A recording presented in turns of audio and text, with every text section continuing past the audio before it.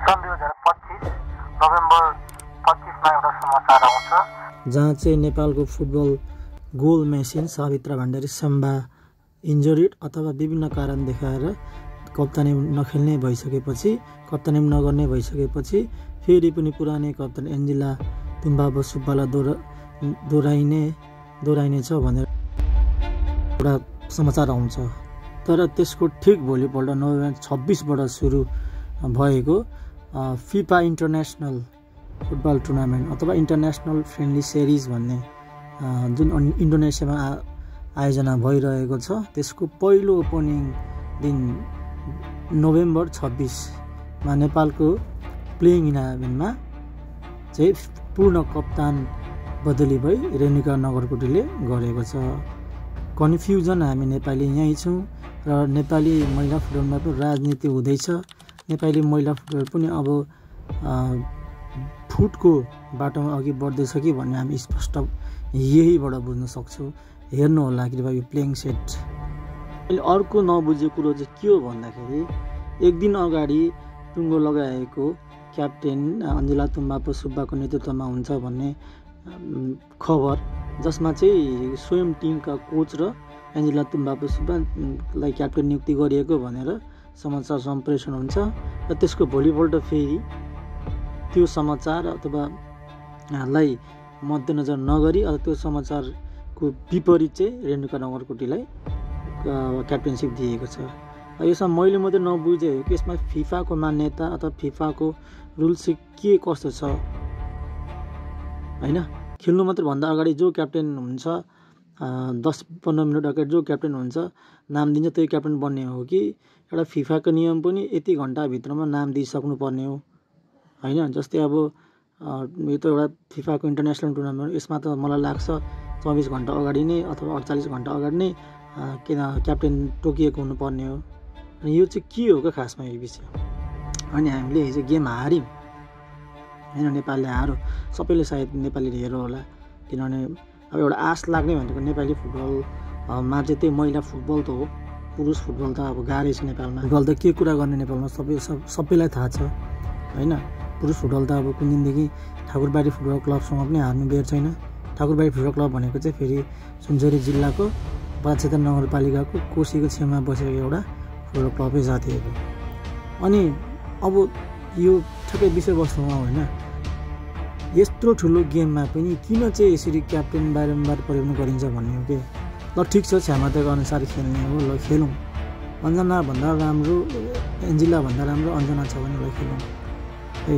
तर 24 घन्टाको अगाडि गरेको एउटा निर्णय एन्फाले फेरि 24 घन्टापछि अर्को निर्णय क्या। यो चाहिँ के भइरहेछ हामीले प्रश्न सुनिसकेको यहीँ हो है।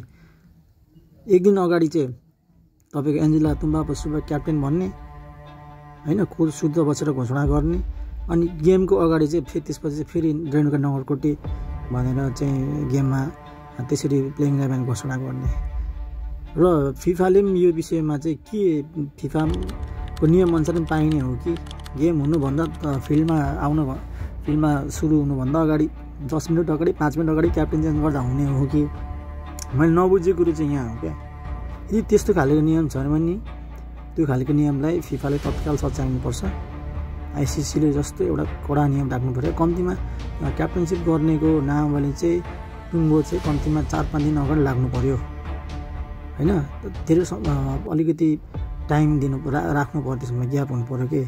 तर यहाँ फुटबलमा अब यो सायद वुमेन्स फुटबलमा मात्रै होला होइन, तर यो वुमेन्स फुटबलमा पनि एकदम यसले पछिको समस्या ल्याउन सक्छ होइन। अनि त्यो नेपाली फुटबलमा चाहिँ अब यो क्याप्टेनसिपले गरेर पनि अब दर्शकहरू बाँडिसकेको छ होइन। अब को राम्रो खेल्छ भन्ने अब गेम हो, सबैजनाको एउटा आफ्नो परिश्रम त रहेको हुन्छ, तर पनि एउटा सिस्टममा बस्नुपर्छ भन्ने। किनभने नेपाली फुटबल मात्रै आश गर्छ हामी अब यहाँबाट अगाडि जाने क्या होइन। पुरुष फुटबल पनि त्यस्तै लापरवाही भएर हिजोको दिनमा मन लाग्दै आफ्नै खुसीले क्याप्टेन चेन्ज गर्ने, बनाउने, के गर्ने, सेलेक्ट गर्ने अनेक भएर भयो हो नि त। एउटा स्ट्रिक्ट रुल्स एउटा नभएर। अनि महिला फुटबल पनि त्यो बाटो चाहिँ नजाओस् महिला फुटबलले पनि त्यही खालके अभ्यासहरू बिस्तारै बिस्तारै गरेको हो कि भन्ने एउटा आवाज भएको छ क्या। म यसमा खेलाडीहरूलाई चाहिँ केही भन्दिनँ, महिला फुटबल म्यानेजमेन्ट गर्न बस्ने जति पनि व्यवस्थापकहरू छ उहाँहरूलाई कोचदेखि लिएर म्यानेजमेन्टदेखि लिएर हाम्रो इन्फ्रा कमिटीदेखि सबै लिएर के होइन। हिजो नवीन नेम्पाने नेपालको अहिले तत्कालीन कोच महिला कोच उहाँले यदि चाहिँ हुन्थेन भने एन्जेला क्याप्टेन खेल्दैन थियो भने उहाँ बसेर चाहिँ किन चाहिँ एन्जेलालाई हामीले कप्तान बनाउने भन्ने चाहिँ त्यो खालको समाचार सम्प्रेषण भयो त। अनि कुरा यहीँ बुझेन, यो विषय चाहिँ एकदम गम्भीर साथ दिनु होला होइन। यो चाहिँ एउटा कुनै पनि मजाक होइन। नेपालले फुटबल खेलिसकेपछि नेपालको प्रतिनिधित्व गरेको हुन्छ होइन। त्यसले गर्दाखेरि चाहिँ म यति भन्न चाहन्छु र खेलाडीले आफ्नो हिसाबले खेलिरहेको सबैजना उत्कृष्ट नै छ। 2-1 को म्याच भयो होइन, हामी लस, तर हाम्रो वुमेन्स फुटबल चाहिँ हामी नेपालीले विश्वास गर्न सक्छौँ। अझ विश्वास छ कि यो राम्रो खेल्छ भने चाहिँ अझै पनि हामी विश्वास गर्नेछौँ।